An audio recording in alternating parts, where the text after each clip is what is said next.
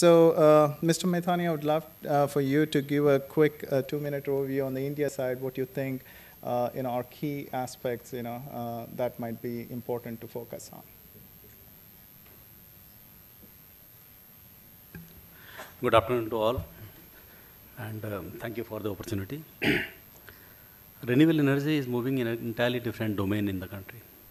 And the issues particularly linked with the smart grid integration, smarting our grid, as well as creating new capacities, they are changed, and the past knowledge is no more significant for us.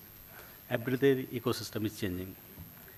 Just I will flag 2-3 points so that the panel can discuss on that. Just Mr. Gadkar mentioned that microgrid will be having a major role in the India's energy scenario.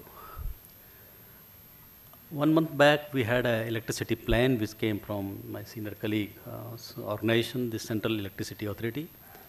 In the electricity survey, the last one, we had projected our electricity demand by 1.9 trillion by the year 2022.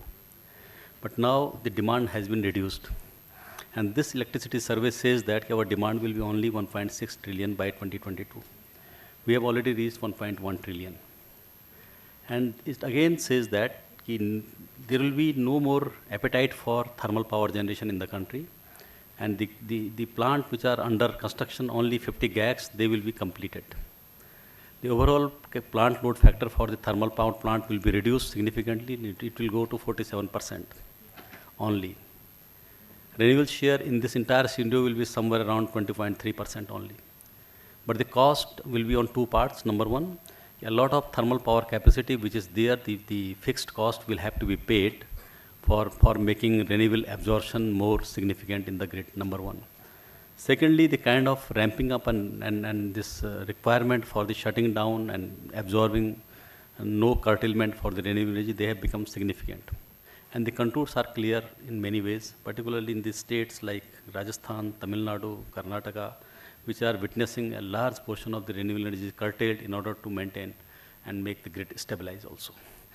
So now the challenge before us are three. Number one is that we have a constant that 175 GAC renewable energy has to be in the grid by 2022. That is one thing.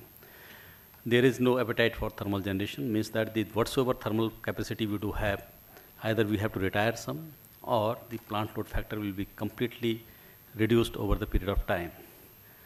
Then the grid has to be more responsive, that here comes the smart grid, so as to see that where renewables are coming up, what is the balancing requirement as and when it comes.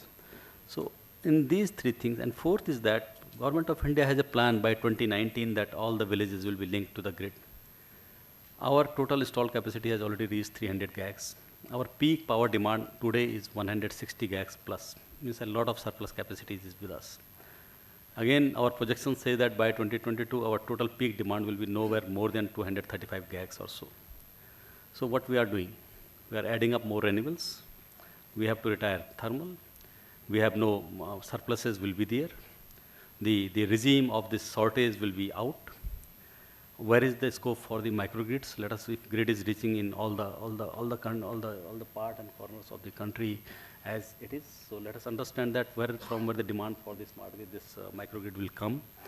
So to me, it appears, because economists also address these issues at the global level, and the latest issue of Economist, I was just reading it. They have covered that clean energy's dirty secret. This is the title which they have seen, and they have precisely addressed these issues in the global context, not in the India's context.